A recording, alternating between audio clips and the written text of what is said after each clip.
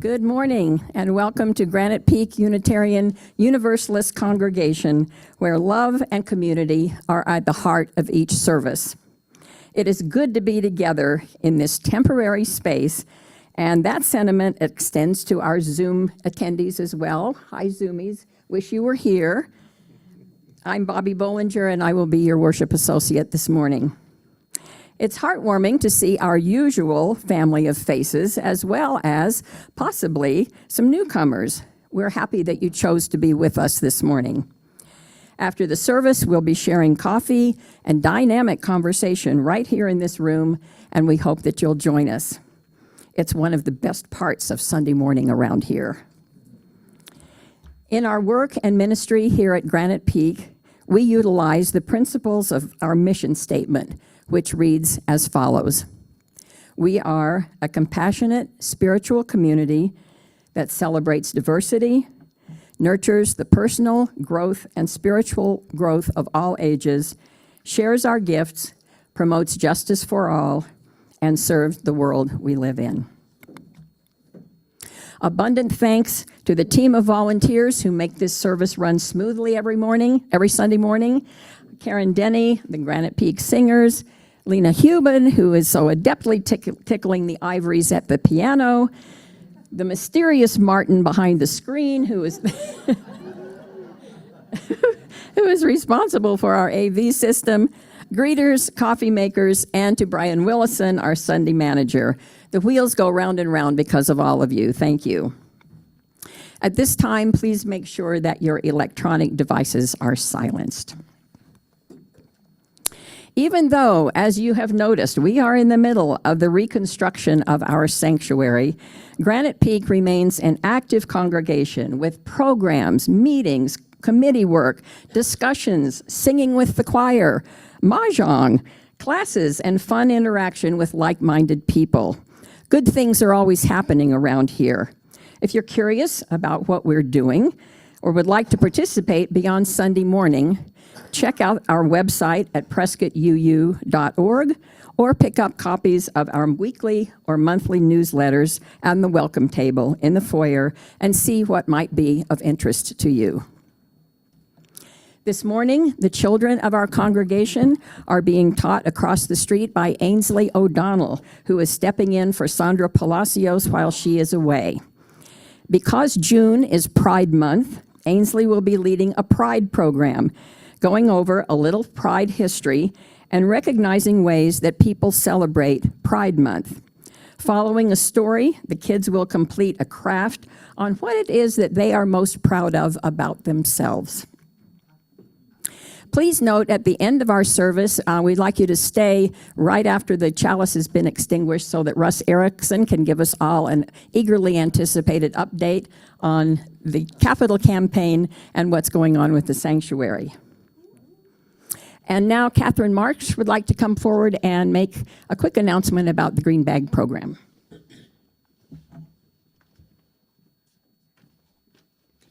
Hi, good morning, everybody. Thank you for everybody who's signed up to be a volunteer.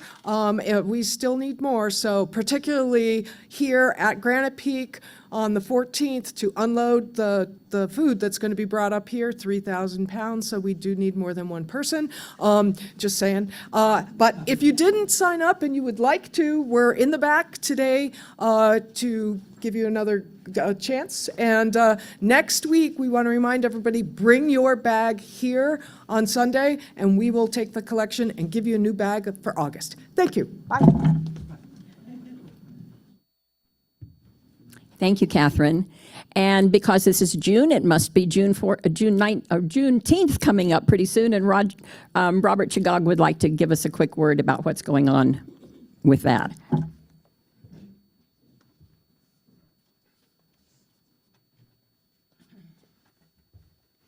I changed my announcement on the way up here.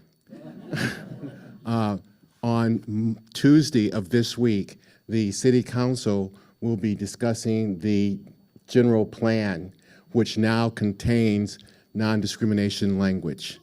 They keep changing. They voted in the non-discrimination language, And now they're struggling on whether to send the general plan to the public, which doesn't make sense to me. So anyway, Tuesday at 11:30 in the new council chambers on the first floor. They keep changing the date. They keep changing the location, thinking that I won't show up. Apparently, they don't know me. So if you get there early, you'll get one of these signs that all means all. I hope I see some of your faces. Oh, June 18th, we're having a Juneteenth celebration at Yavapai College, and I'll get it in the weekly peak.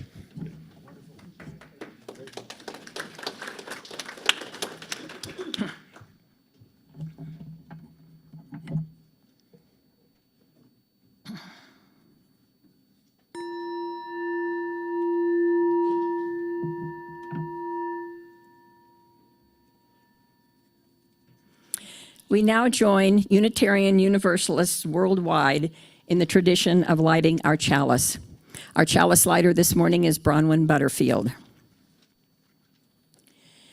With our musical theme this morning, we light the chalice with words from musical artist John Bon Jovi. Miracles happen every day. Change your perception of what a miracle is, and you will see them all around you.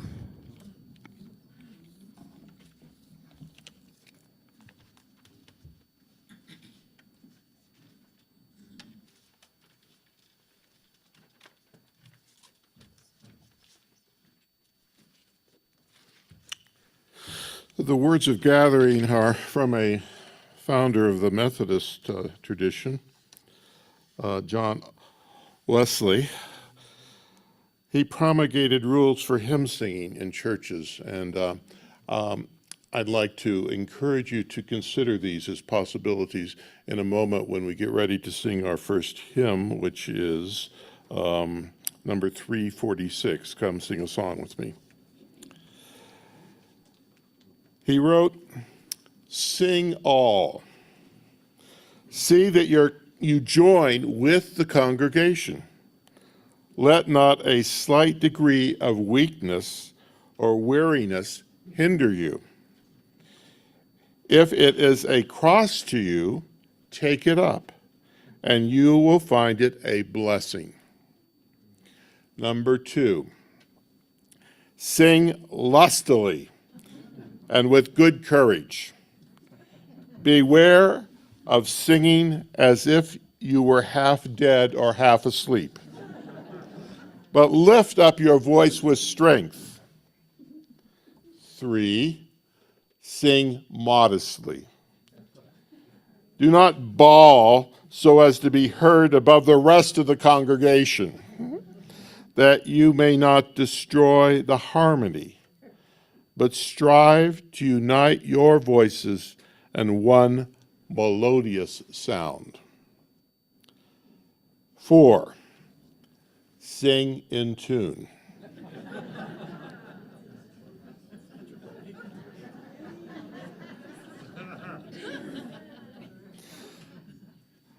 Whatever tune is sung, be sure to keep with it and take care not to sing too slow. This drolling way naturally steals on all who are lazy, and it is time to drive it out from among us. And number 5, his last point, above all, sing spiritually. Attend strictly to the sense of what you sing, and see that your faith is not carried away with the sound. Now, those are the Methodist instructions. I have some for Unitarian Universalists. We are the sophisticates of liberal religion, and we need our own rules. Basic instructions.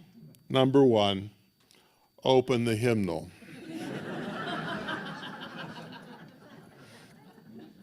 Number 2, open your mouth. Number 3, and this is very important, quit reading ahead. Number 4, make a sound. And number 5, quit laughing at your spouse. Although I must admit, I am impressed with the singing of this congregation, especially when the tunes are familiar.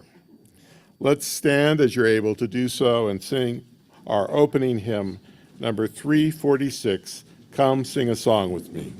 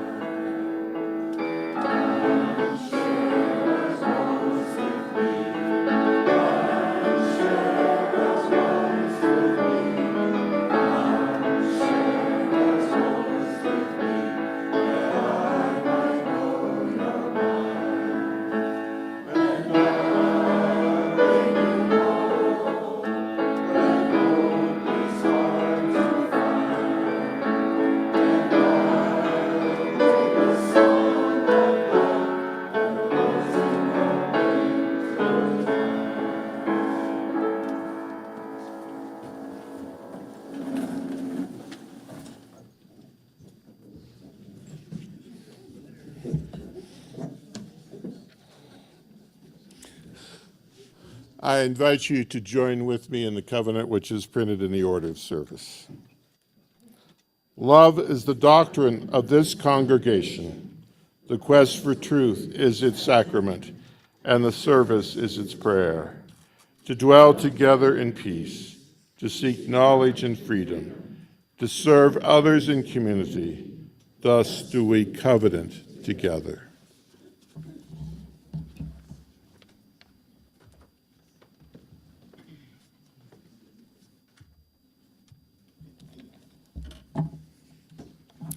The offering that we take each Sunday is not just a routine habit. It's an opportunity to recommit to a place and to a people. Our offering is an affirmation, a yes. When we give, we say yes to something that we value. With our gifts freely given, we say yes to the values of our faith. In line with our covenant, where we pledge to serve others in community, we share half of each Sunday's offering with local nonprofits through our monthly Seeds of Support program. This month's recipient, a new one since it's June now, is the Yavapai Prescott Indian Nation Community Garden, which is a garden project that is being done in cooperation with the Indigenous Food Team of Slow Food Prescott. Their 4 most worthy goals are listed in your order of service. If you wish for all of your Sunday contribution to go to either Seeds of Support or to Granite Peak, please indicate this on your donation. Giving may also be done throughout the week at prescottuu.org. This morning's offering will now be taken while we enjoy Lena's offertory music, Imaginary Landscape.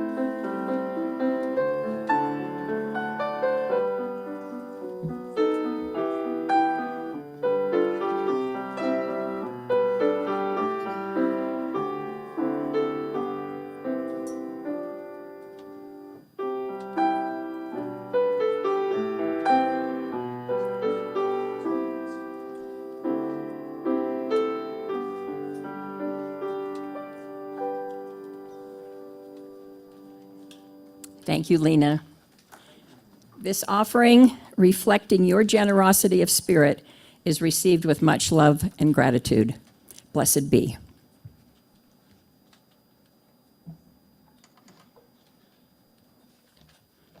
One of the pillars that binds our Granite Peak community together is the love, support, and caring that we extend to one another during milestones in our lives. We will now take a few moments for meditation and music while we silently acknowledge our joys and concerns of our hearts and our minds. If you would like to recognize a feeling that you are carrying with you, something very joyous or something of grave concern, you're now invited to come forward to either of our bowls and release a stone into the water to symbolize what is on your mind.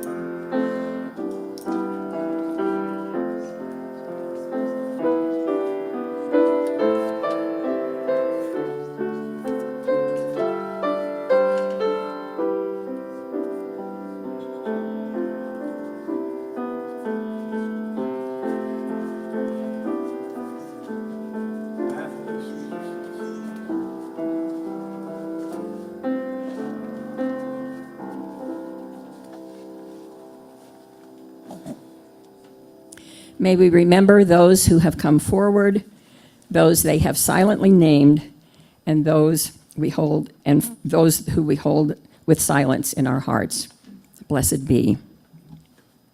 Please remain seated and join Lena as we sing Spirit of Life.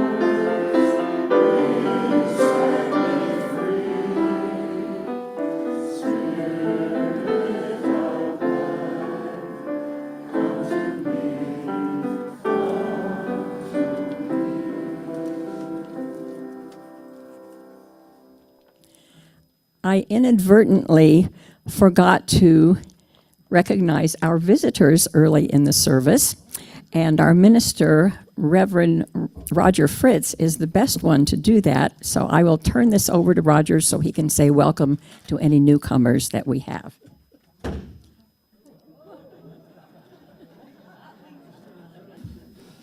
For your new minister is coming in August. The reading is from Reverend Tony Perino, who served churches. His last position was in Santa Barbara, California, back in the 1980s. Tony wrote, "O Spirit of life, we come together in this hallowed place to be inspired by fine music, and to renew our awareness of the deeper dimensions of living. There are those among us who have particular need of healing, the healing grace of this caring community. May we be sensitive and responsive to their need. There are those among us who have occasion for rejoicing. May we feel free to celebrate their joy. There are those among us whose lives are fragmented and confused. May they gain clarity of understanding and wholeness of being from the values that we affirm together. May all our hearts and minds be open and our lives reconnected to the well springs of the Spirit, that we go from this place refreshed and strengthened for the living of our days. In this spirit we gather."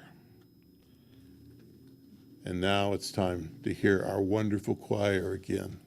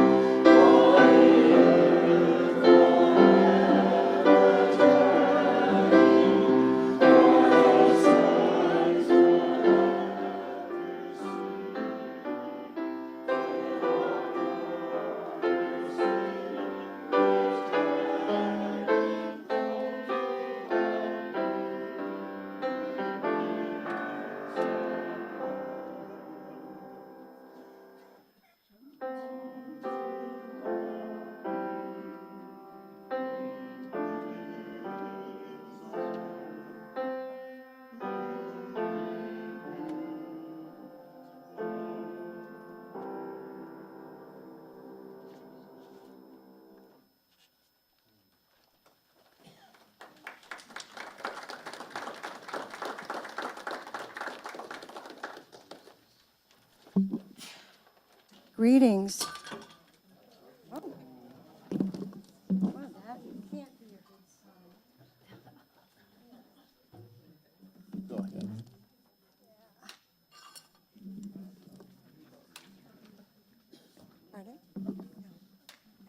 Welcome. I just wanted to invite you to sing along with this chant.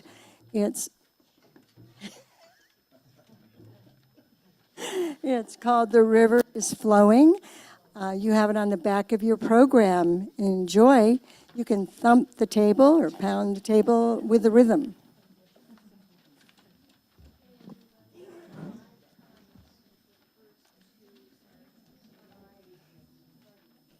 Our drumming group has never before performed on a Sunday morning, but you've been in existence for what, 10, 15 years? Well, unofficially. Unofficially. Yes, and this is a wonderful thing that we have a drumming group in this church and that you are willing to do this for us. Thank you so much.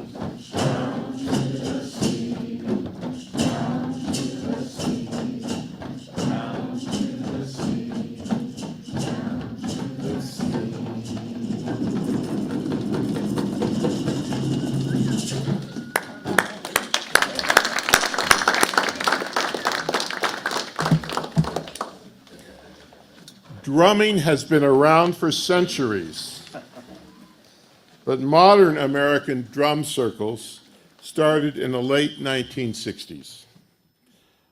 I remember the first one that I participated in was in California in 1967 at the Unitarian Universalist camp to Benneville Pines.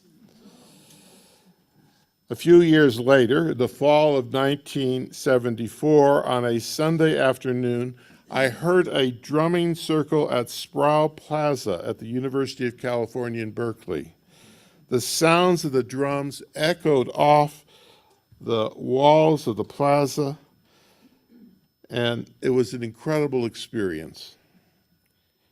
Human music probably began with drumming. A musical therapist who studied the effects of music on the human body discovered that the beat is at the core of our response to music, since the first rhythm we hear is our mother's heartbeat. A tempo faster than the human heartbeat can raise tension inside us. A tempo slower than the heartbeat can build suspense. and a tempo right around our heartbeat of 70 to 80 beats per minute is soothing. Drumming may have been one of the first human attempts to create music. Another was likely singing, probably singing to babies. Parents sing lullabies before the babies go to sleep, with the intention of speeding that process.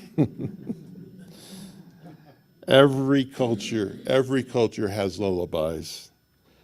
From birth, babies coo with delight in response to the rhythmic little melodies. The infants appear to understand emotions such as love or fear from the rhythmic melodies, even before they can recognize them in facial expressions. I was on an airplane once from Kolishvar in Transylvania to Geneva in Switzerland on my way away from the partner church I had visited in Transylvania.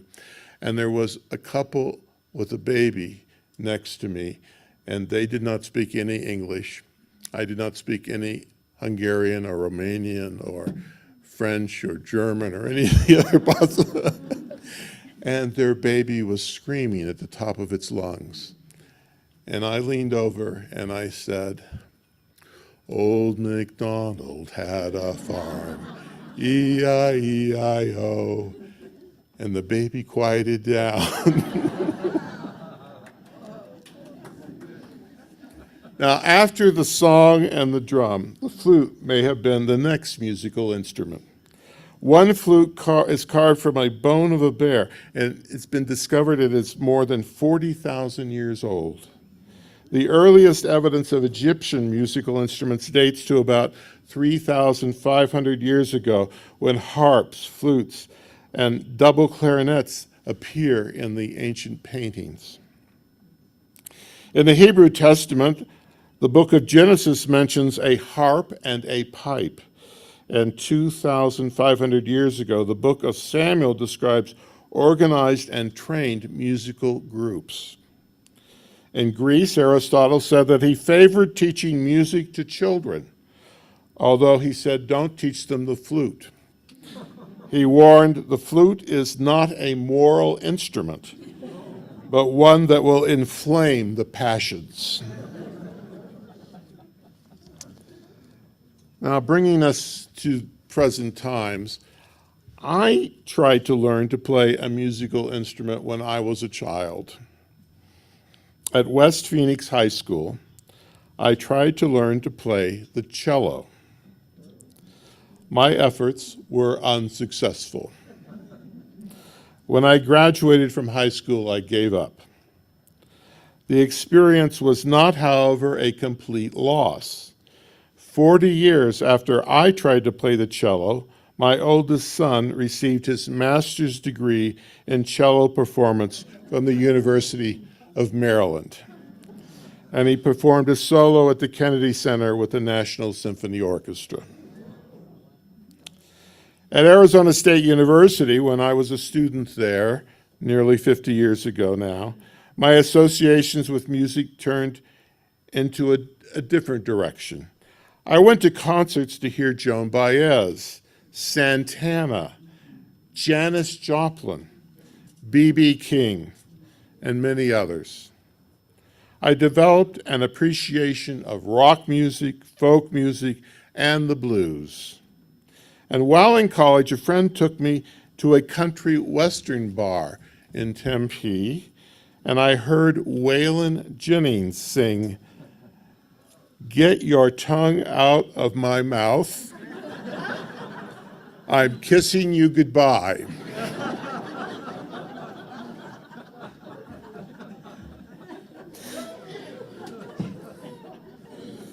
Today, sometimes when I'm alone in my car, I tune my radio to cowboy country, and I listen as the country songs explore the complexity of human relationships.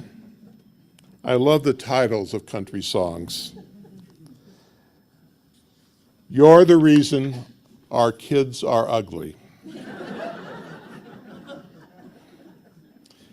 If I said you had a beautiful body, would you hold it against me? Love me like my dog does. I'm so miserable without you.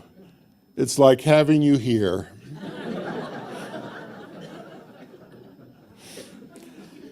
I thought she was out jogging, but she was running around on me. If the phone don't ring, it's me not calling you up. I'll marry you tomorrow, but let's honeymoon tonight. As you can see, over the years, I've developed an appreciation for many kinds of music, from classical to rock to folk to country. And in this, I'm not alone. Music is a pervasive influence in most people's lives. However, what is the purpose of music? What does it accomplish? What does it achieve? What do the vibrations from an organ or a piano and from our throats, what do they accomplish? When we make music, I wonder about what we are doing. Now, as a rational Unitarian Universalist, I have turned to experts for answers. A respected researcher, Harvard cognitive psychologist Steven Pinker, believes music has no purpose. In his book, The Language Instinct, he wrote, "Music is useless. It shows no signs of design for attaining a goal such as a long life, grandchildren, or accurate perception and prediction of the future of the world. Compared with language, vision, social reasoning, and physical know-how, music could vanish from our species and the rest of our lifestyle would be virtually unchanged." He goes on, Steven Pinker called music auditory cheesecake. He said, like cheesecake, it stimulates the brain in a highly pleasurable way, but like cheesecake, music does not increase our chances for survival, and therefore it has no purpose. Well, other researchers take a different view. Neurologist Barry Bittman of the Mind Body Wellness Center in Meadville, Pennsylvania, he gathered a group of 10 people and had them beat hand drums for an hour. Before and after, he took blood samples. After the drumming, the drummers had a higher level of a type of cell that seeks out and destroys both cancer cells and cells infected by viruses. A control group experienced no such upsurge. Bittman believes that group drumming, through its camaraderie, support, exercise, and music making, signals the brain to heighten the immune response and may help the body fight off infection. He said, "I'm not saying I have a cure for cancer, but what I am saying is that we have a very important step in understanding a delightful, enjoyable, and fun way for people to reverse the stress response in a way that leads us to positive biological changes."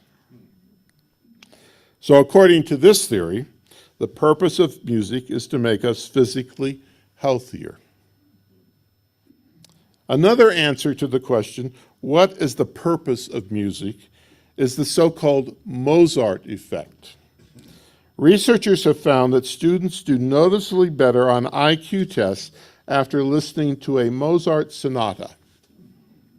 According to this theory, the purpose of music is to stimulate and improve our brains.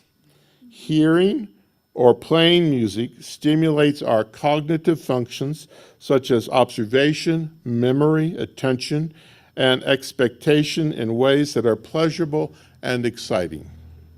According to this theory, we love music because it makes us smarter. The smarter we are, the more likely we are to survive. Yet another theory about the purpose of music comes from Charles Darwin.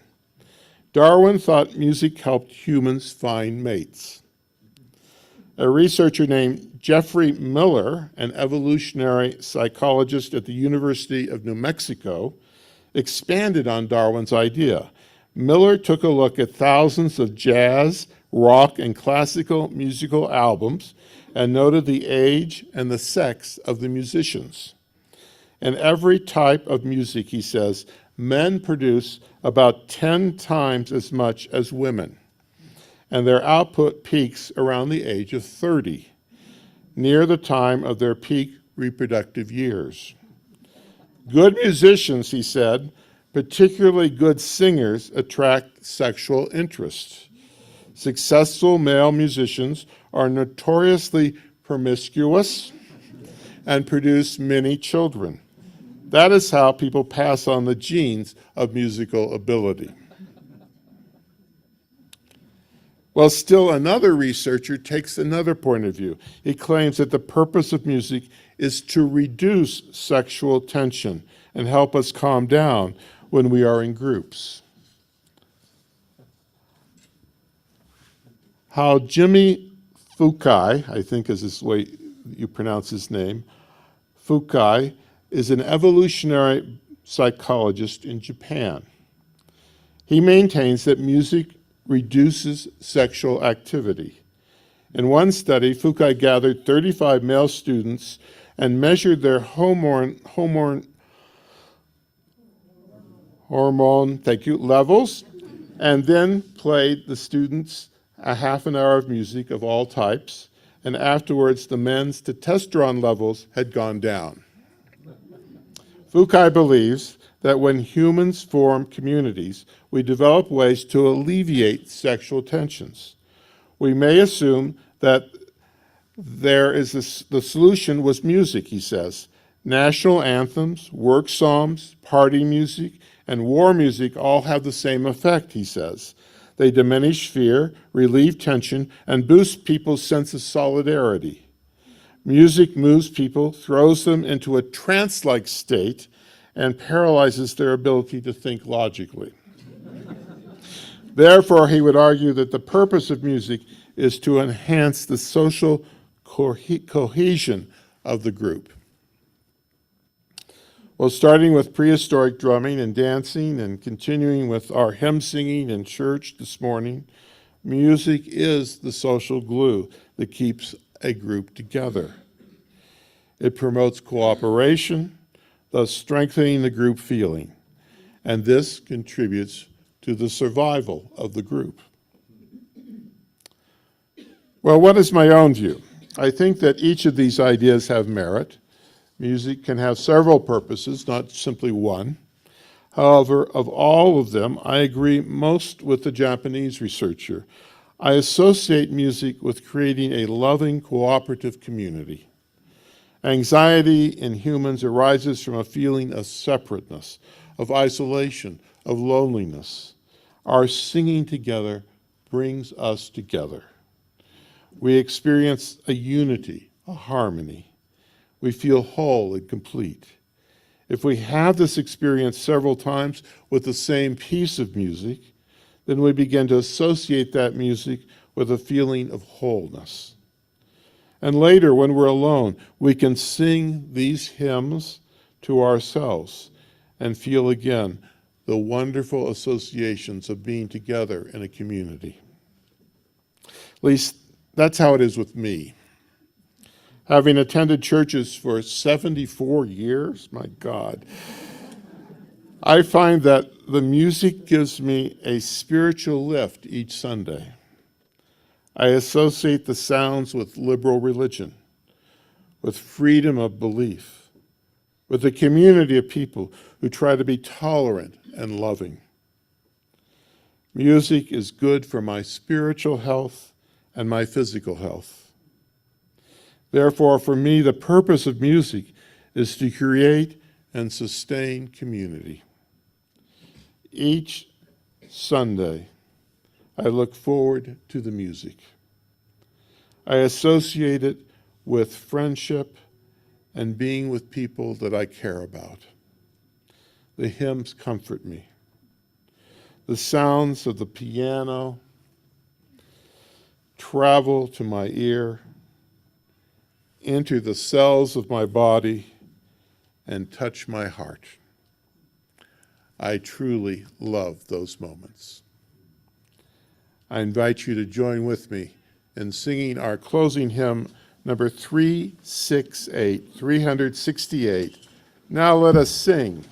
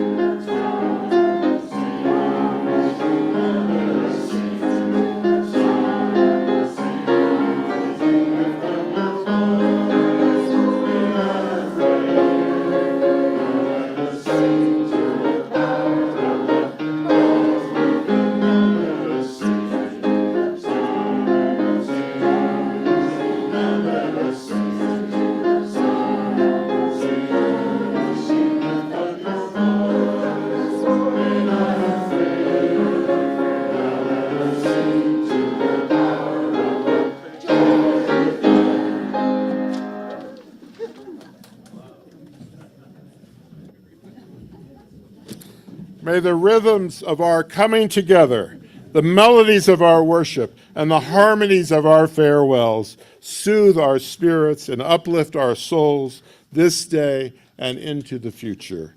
I invite you to say with me the words printed in the order of service for extinguishing the chalice. We extinguish this flame, but not the light of truth, the warmth of community, or the fire of commitment. These we carry in our hearts until we are together again. And now, Russ, can you come forward? And Norma. Up there she is. And how did we do in terms of raising money to pay for this thing?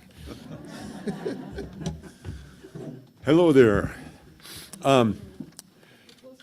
In the interest of time and caffeine addiction, we ask you to save your questions for Norma and I till coffee hour. A congregational meeting is being planned for Sunday, June the 22nd, and this presentation includes two motions which you'll be asked to vote on. We would like to thank the entire congregation for its support and trust. Your willingness to be part of this remodel has been an inspiration. The project team has met weekly for several months to make the decisions needed to keep the project on track. Nearly all these decisions have now been made, and our project will be coming to an end. I can't overemphasize how fulfilling it has been to work with these 13 members we've moved through this process. And when I say your name, I just want you to stand up and remain standing until everybody's up. So if you're here, let's start with Rick over here, and Dick back there. Deidre is over here. All right.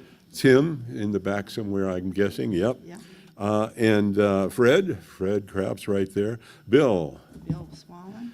Joe Sprague. Nolene is in Hawaii, lucky her. Stephen is hiking the Appalachian Trail, I believe. Yep. Don, are you here? Dawn's over here. Okay. Bonnie. And especially my co-chair, step up yeah. here, young lady, Norma Meyer, co-chair of the Capital Campaign. Thank you. Thank you all. Thank you all. Yeah. It's been a great committee, Yeah. team. A wonderful team, yes. Wonderful team. Yeah, Me? you're on. Today, we'd like to give you an update as to where we stand financially with the sanctuary project and with the capital campaign. Currently, our capital campaign commitments total $885,000. Yeah.